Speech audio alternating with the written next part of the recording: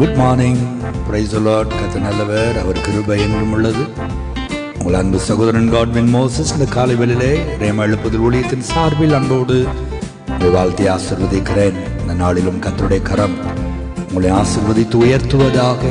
ஆமென், ஆமென், ஆமென்.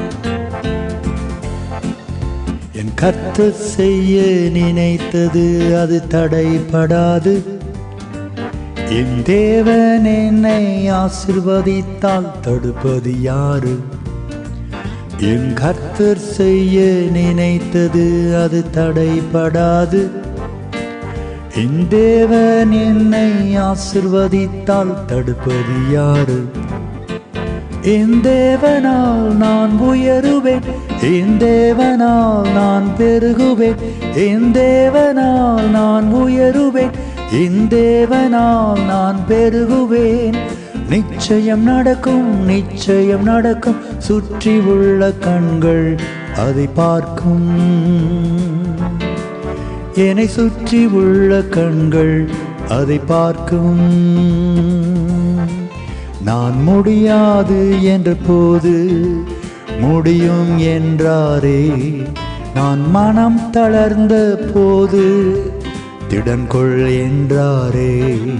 நான் முடியாது என்ற போது முடியும் என்றாரே. நான் மனம் தளர்ந்த போது திடன் கொள் என்றாரே. கர்த்தரின் அருகில் நின்று நான் உனக்காயாவும் செய்வேன், உன் தேவை பார்த்து கொள்வேன் என்றாரே. கர்த்தரின் அருகில் நின்று நான் உனக்காயாவும் செய்வேன், உன் தேவை பார்த்து கொள்வேன் என்றாரே. என் தேவனால் நான் உயருவேன், என் தேவனால் நான் பெருகுவேன், என் தேவனால் நான் உயருவேன், என் தேவனால் நான் பெருகுவேன். நிச்சயம் நடக்கும், நிச்சயம் நடக்கும். சுற்றி உள்ள கண்கள் அதை பார்க்கும். என்னை சுற்றி உள்ள கண்கள் அதை பார்க்கும்.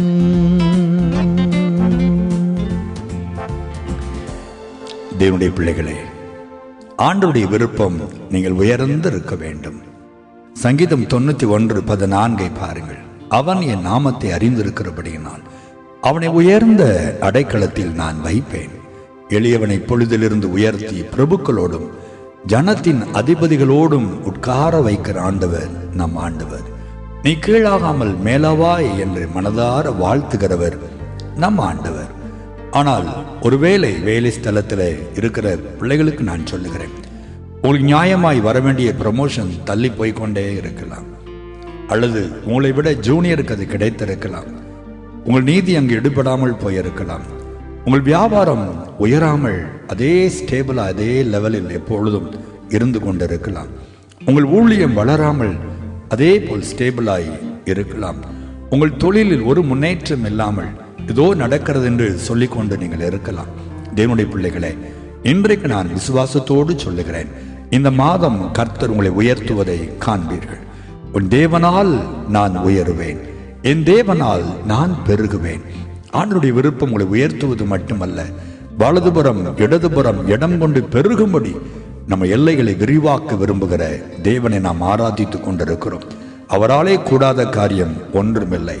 நான் முடியாது என்ற போது அவர் முடியும் என்றாரே என்று நாம் பாடினோம்.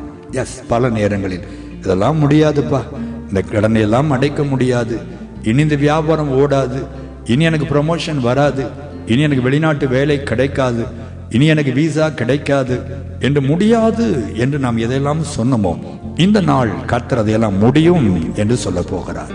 உங்கள் வாழ்க்கையிலே முடியாது என்ற வார்த்தை அகராதிலே இல்லாதபடி தேவன் பூரணமாய் உங்கள் வாழ்க்கையில் இடைபட போகிறார்.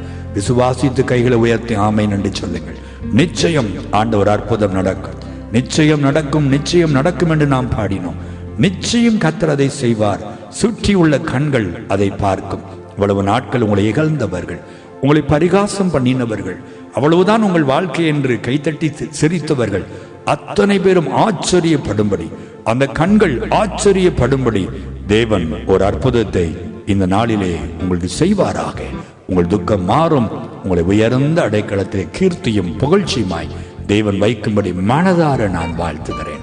ஜெபிப்போமா?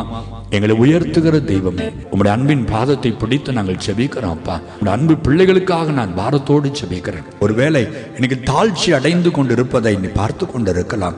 எங்கெல்லாம் உடைய பிள்ளைகள் தாழ்ச்சி அடைந்தார்களோ, எங்கெல்லாம் உடைய பிள்ளைகள் ஆண்டவரே உயர்த்தப்படாமல் புறக்கணிக்கப்பட்டார்களோ, என் ஆண்டுடைய கரம் இன்றைக்கு இறங்குவதாக.